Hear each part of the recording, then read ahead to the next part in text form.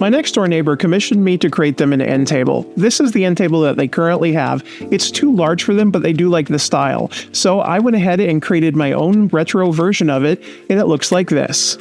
Let's go over to Vcarve Pro and I'll show you how I created it. My client really likes this end table, but she wanted my own spin on it and smaller to sit next to her husband's chair. So I came up with a mid-century modern space-age crossover version of this table. And you'll see that design here. Now, I started originally by sketching this out on some paper, and then I brought it into Vcarve Pro to create the vectors and kind of put it all together. But that space age design is when you have this arch all the way through on the legs. And then the mid-century modern, I added a chamfer on the tabletop and base with a simple round over on the top. So it adds that modern look to it, but gives it that retro curve. So it looks really fun in my opinion.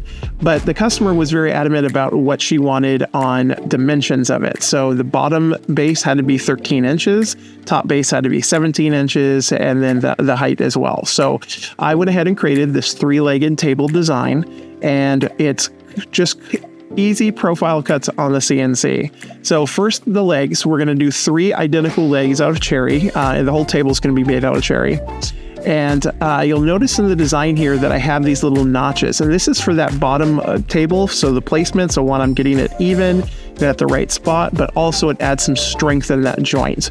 And I'll have to chisel this out at the end, which you'll see here in the video in a little bit. And then on the table middle table, the bottom section, that's just a simple profile round cut.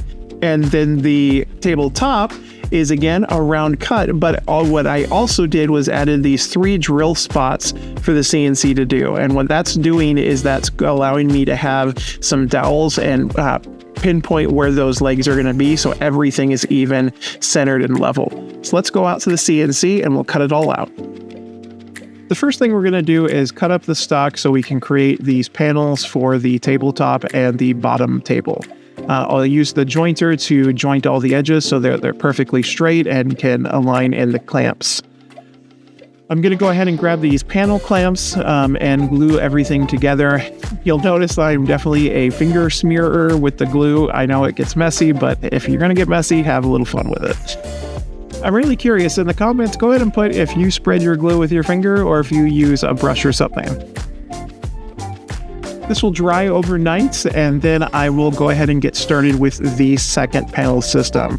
What's nice about this clamping system is it's easy to adjust for the size of the panel. So this panel is quite a bit larger, but it still just fits right in there. I really like this system.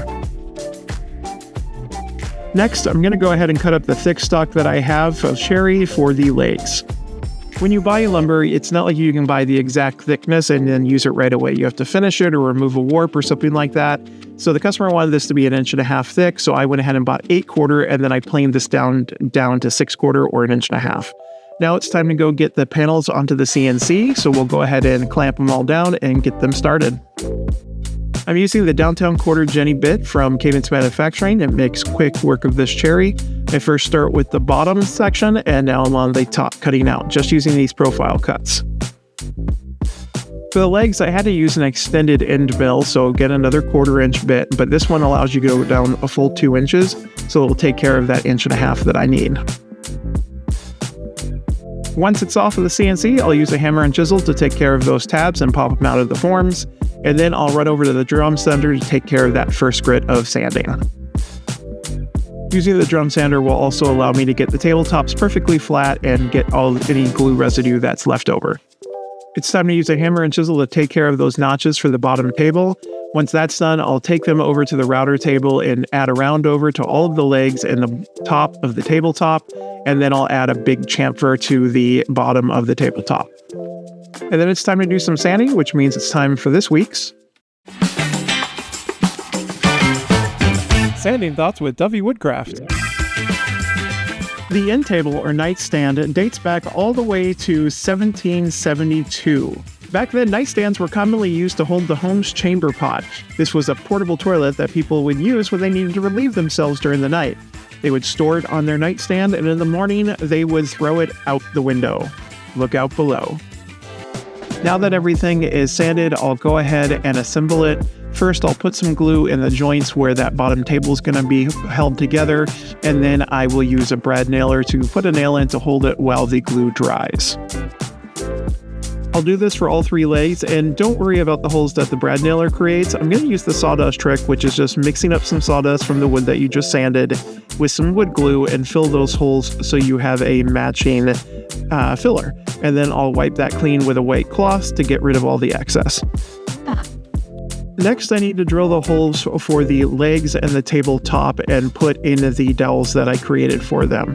So I'm testing on a piece of wood first before I go ahead and drill into the table legs. I also mark on the drill bit how far down I want to go. I'll then go ahead and put all of the dowels into the tabletop. I'll add some glue into the legs and into the tabletop itself, and then I'll push it down into the legs.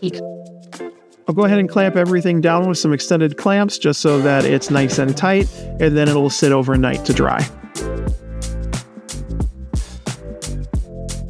Off camera, I went ahead and filled any gaps in with some stainable wood filler, and now it's time to stain this table. The customer wanted a dark cherry stain on it, so we'll go ahead and rub that all on, and then it will sit to dry overnight. I actually ended up doing 1 extra thin coat of stain after this coat had dried. And then it's time to do the finish. So I'm using a hard wax oil finish that I will go ahead and mix up and then wipe in with a cloth and white scratch pad.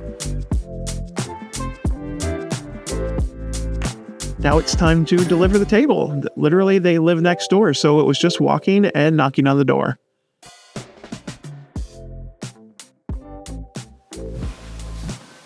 There you go. Yeah, looks perfect. It is interesting to get right next to it. It is darker. And there we go. The project is finished. Yes, the stain is a little bit darker than their existing table. I did bring them a test piece and they did like it. So let's go ahead and talk about the costs on building this project and what I sold it for.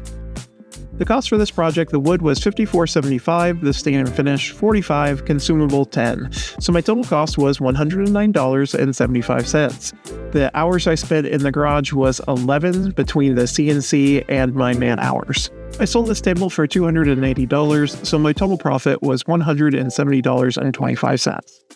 I'm working on an updated version of this project that's going to be flat packable, meaning that a customer can assemble it on site once you ship it to them, so it'll be easy to sell this online. Make sure you're subscribed to the channel, as I'll do an updated video for that project as soon as I have it all finished. Thanks so much for watching, guys. Make sure you're subscribed and like this video because it helps my channel grow, and I'll see you in a couple of weeks for my new video. Bye!